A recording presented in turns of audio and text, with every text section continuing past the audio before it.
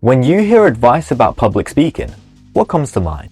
Maybe it's something like, here's what you should say, here's how to structure it, and here's what to do with your body language. But isn't that the wrong way to think about it? Shouldn't we instead be asking, how should the audience feel? What should they take away from this talk? And how can I make them feel more connected to what I'm saying? Too often, we start with ourselves. What should I say?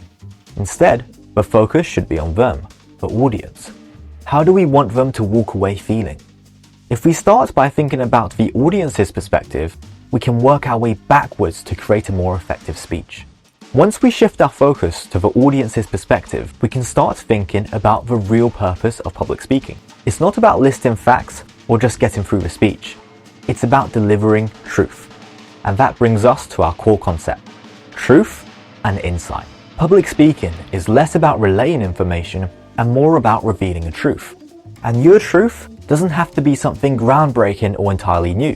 In fact, many of the most powerful speeches take ideas that people are already familiar with and uncover deeper meanings or new perspectives. Your job as a speaker is to take facts, experiences, and perspectives and weave them together into something that delivers insight. It's what makes your speech memorable and impactful. Here's an example from one of my own experiences. In a talk I gave about virtual empathy, I focused on how being online changes the way we communicate. Most people know that online communication lacks certain cues, like facial expressions or body language. But instead of stopping there, I framed this challenge in a new way.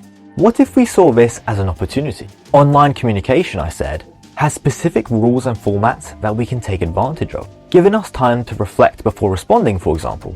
This simple reframing took something familiar and added fresh insight.